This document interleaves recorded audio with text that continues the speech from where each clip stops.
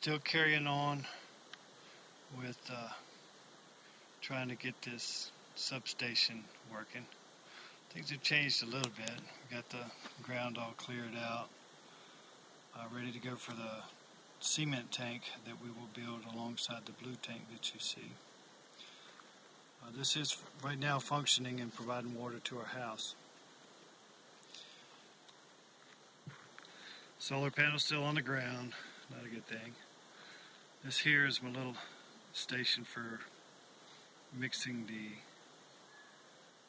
concrete with the cement for the Ferro Cementum. I cleared a little bit of land, probably a good thing, not only to provide sun to my solar panel, but I think I want to make use of this anyway. You can see the reservoir in the background. That's 150,000 liters, which that's another project. It's never ending. Okay, I decided against using the wood to mount my solar panel because the termites just eat it up too fast.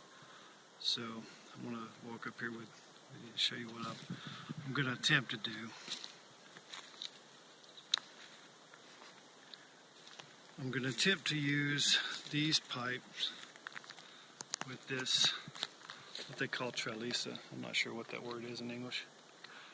So anyway, basically I'm going to slide this pipe over top of this wire and fill it up with cement.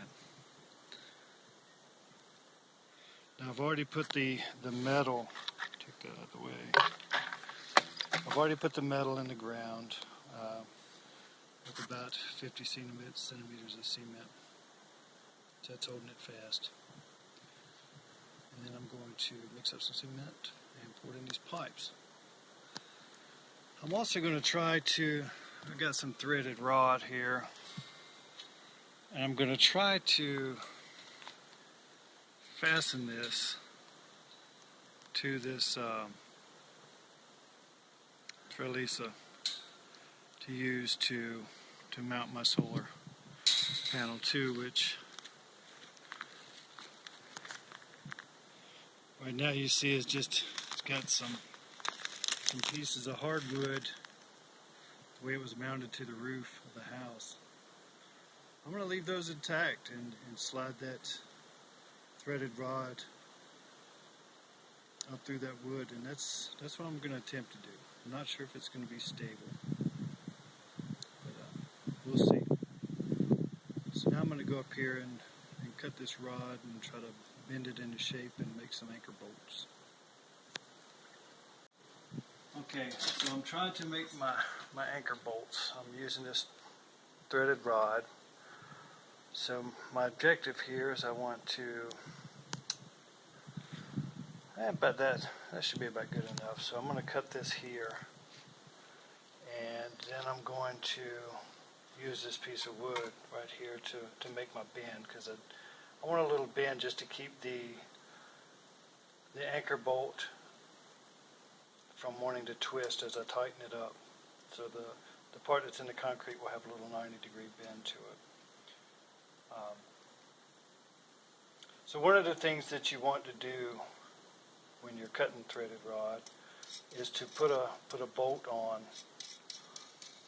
first, and I'll show you why. So we'll go ahead and cut this.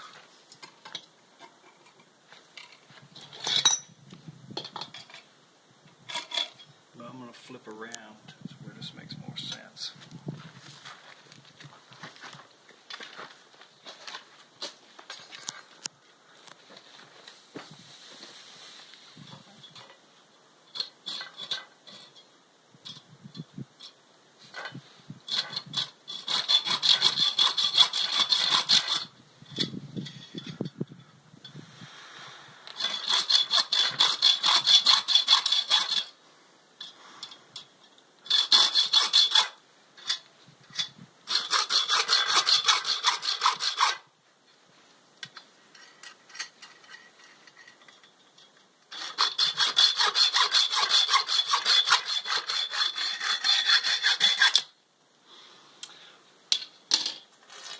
What we use the bolt for is In the process of cutting, sometimes these threads get crushed or misaligned. So if you put a bolt on as you thread that back off, it'll realign those threads for you. So make sure that works.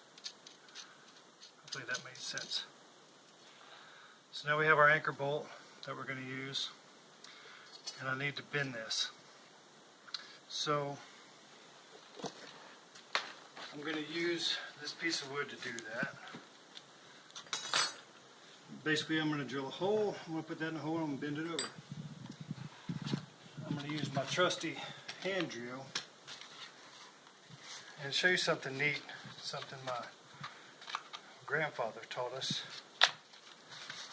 was that if you keep your auger bits in a wood box or, in my case, paper, they won't rust or corrode. Looks like this has gotten wet somewhere. This bit right here is, I'm going to say, minimum of 60 years old. It's probably close to 80. And that's the condition that it's in.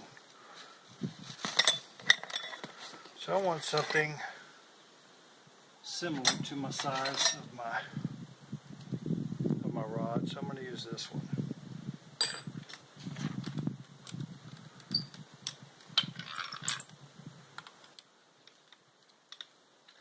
I love this tool, and it has been absolutely invaluable as we built this house with no power.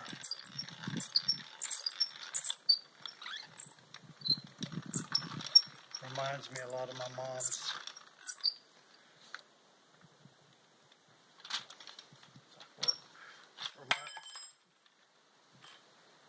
Reminds me a lot of my mom's batter mixer.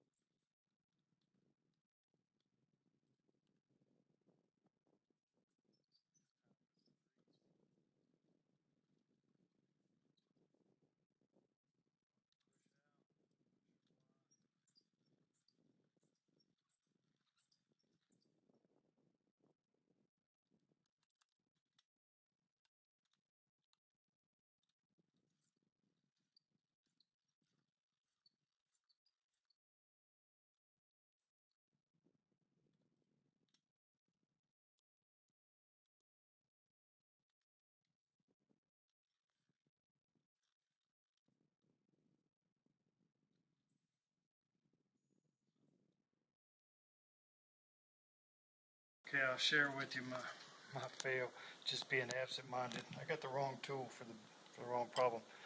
This is an auger bit. It's never going to work in this drill. It's always going to push it out because it's not designed. You can see the three pieces. This is designed for a round shaft, for a finer bit. This is the tool that I want to be using, and you can clearly see this is a different design, and that will sit in there and lock. So not only that, but because of the design of the tool, it will allow you the torque necessary to drill the hole. So I'm going to drill a hole.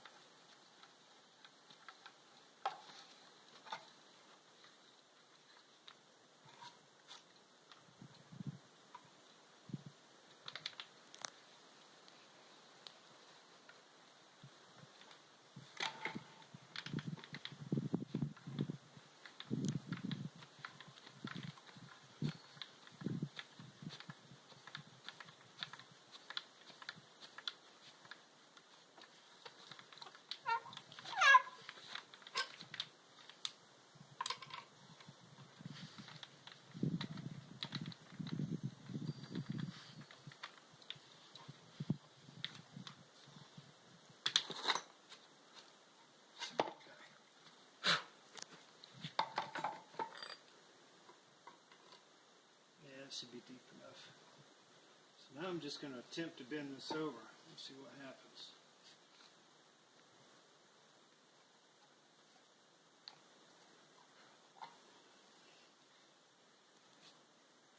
That's what I want.